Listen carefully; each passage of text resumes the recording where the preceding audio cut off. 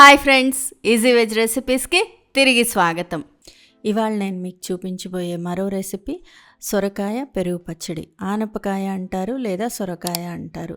ఇది ఆరోగ్యానికి చాలా మంచిది. సొరకాయ ఫైబరు, పొటాషియం ఎక్కువగా కలిగి ఉంటుంది. ఫైబర్ వల్ల మనకి డైజెషన్ బాగా అవుతుంది. అలాగే పొటాషియం వల్ల బీపీ కంట్రోల్లో ఉంటుందిట. అంతేకాకుండా ఇది వెయిట్ లాస్కి కూడా బాగా హెల్ప్ అవుతుంది.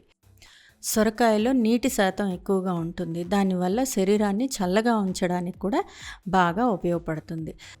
సొరకాయతో రకరకాల రెసిపీస్ చేసుకోవచ్చు. కూర చేసుకోవచ్చు, పప్పు చేసుకోవచ్చు, అలాగే పులుసులో కూడా వాడుకోవచ్చు. రోటీ కూడా చేస్తారండి. సొరకాయ థేప్లా అంటారు, లౌకిక థేప్లా అంటారు. పెరుగు పచ్చడి మనకి రొట్టెల్లోకి బాగుంటుంది, అలాగే అన్నంలోకి కూడా బాగుంటుంది. చేసుకోవడం కూడా చాలా తేలిక.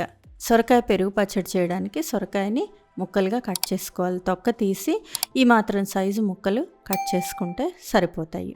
బాగా లేతగా ఉంటే డైరెక్ట్గా ఉడకపెట్టుకోవచ్చు. కొంచెం ముదురుగా ఉంటే ప్రెషర్ కుక్కర్లో వేసి 1-2 విజిల్స్ రానిస్తే కొంచెం త్వరగా సాఫ్ట్ని అవుతాయి. నేను ప్రెషర్ కుక్కర్లో వేసి కొంచెం ముక్కలు మునిగేదాకా నీళ్లు పోసాను. అలాగే పైన కొద్దిగా ఉప్పు, కొంచెం పసుపు వేసేసి మూత పెట్టి 2 విజిల్స్ రానిస్తే సరిపోతుంది. కుక్కర్ చల్లారిన తర్వాత వెయిట్ తీసి చూస్తే చూడండి, సొరకాయ ముక్కలు ఇలా సాఫ్ట్గా ఉడికిపోయాయి. బాగా లేతగా ఉంటే డైరెక్ట్గానే ఉడికించుకోవచ్చు. ఇది కొంచెం ముదురుగా ఉంది, అందుకని నేను ప్రెషర్ కుక్కర్లో పెట్టాను. చూడండి, సాఫ్ట్గా ఉడికిపోయింది. దీన్ని జాలి గిన్నెలో వేసి పక్కన పెట్టేసుకొని స్టవ్ మీద బాణలి లేదా అడుగు మందంగా ఉండే గిన్నె పెట్టి నూనె వేసి నూనె బాగా వేడి చేసుకోవాలి. నూనె బాగా వేడెక్కిన తర్వాత 1/2 టీ స్పూన్ చొప్పున మినపప్పు, శనగపప్పు, ఆవాలు, జీలకర్ర అన్నీ 1/2 టీ స్పూన్ వేస్తే సరిపోతుంది. ఇంగువ అతి ముఖ్యమైనది. మంచి టేస్ట్ రావాలి అంటే ఇంగువ వేస్తేనే టేస్ట్ వస్తుందండి. వేసేసి పప్పులు కొంచెం దోరగా ఎర్రగా అయ్యేదాకా వేయించుకొని 2 లేదా 3 పచ్చిమిరపకాయలు ఇలా పొడుగ్గా చీల్చుకొని వేసుకోవాలి. అలాగే కరివేపాకు వేసి వేయించుకోవాలి.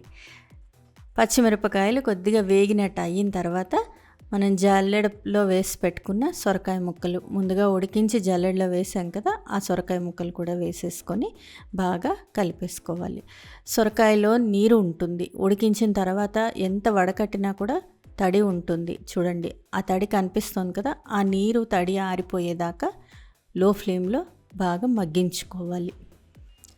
ఇలా బాగా మగ్గిపోయిన తర్వాత కొద్దిగా రుచికి సరిపడేటట్లుగా ఉప్పు వేసుకోవాలి. ఇందాకే ఉప్పు వేసాం కదా, మళ్ళీ ఎందుకు వేస్తున్నాం అనుకుంటారేమో. నీళ్లు వడకట్టేసాం కాబట్టి ఉప్పు అంతా వెళ్ళిపోతుంది. అందుకని కొంచెం ఉప్పు, అలాగే కొద్దిగా రంగు కోసం పసుపు వేసి కూరలో ఉండే మాయిశ్చర్ అంతా ఆరిపోయేదాకా ఉంచుకోవాలి. ఆరిపోయిన తర్వాత చల్లారి పెట్టుకోవడానికి గిన్నెలో తీసి చల్లారి పెట్టుకోవాలి. కూర పూర్తిగా చల్లారిపోయిన తర్వాత ఇంట్లో చేసిన పెరుగైనా పర్వాలేదు, మార్కెట్ నుంచి తీసుకొచ్చిన పెరుగైనా పర్వాలేదు. నేనైతే ఇంట్లో చేసిన పెరుగే వాడతాను. పెరుగు వేసి కలిపేసుకోవాలి. ఇంతే, సొరకాయ పెరుగు పచ్చడి రెడీ.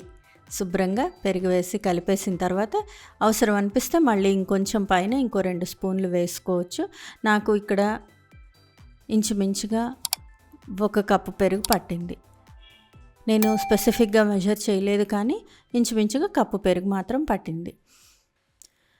సొరకాయ పెరుగు పచ్చడి రెడీ అయిపోయిందండి. ఇది రొట్టెల్లోకి బాగుంటుంది, చపాతీలోకి బాగుంటుంది, అలాగే అన్నంలో కూడా చాలా బాగుంటుంది. ఉట్టిది తిన్నా కూడా కడుపుకి చలవ. ఎండాకాలం బయట వేడిని తట్టుకోవాలి అంటే మనం ఇలాంటి చల్లటి చలవ పదార్థాలు తినాలి. డైజెషన్కి పనికొస్తుంది, అలాగే శరీరాన్ని చల్లగా కూడా ఉంచుతుంది. ఫ్రెండ్స్, ఈ రెసిపీ మీకు నచ్చినట్లయితే మీరు ట్రై చేయండి. మీ ఇంట్లో వాళ్ళకి టేస్ట్ చేసి చూపించండి. ఎలా వచ్చిందో నాకు కామెంట్ బాక్స్లో కామెంట్ చేయండి. ఫ్రెండ్స్, ఈ వీడియో మీకు నచ్చినట్లయితే ప్లీజ్ లైక్ చేయండి, షేర్ చేయండి. ఛానల్ సబ్స్క్రైబ్ చేసుకొని వాళ్ళు ఛానల్ సబ్స్క్రైబ్ చేసుకోండి. ఆ బెల్ ఐకాన్ క్లిక్ చేయడం మాత్రం మర్చిపోకండి. మరో మంచి రెసిపీతో మళ్ళీ మీ ముందుంటాను. అంతవరకు సెలవు మరి. బాయ్.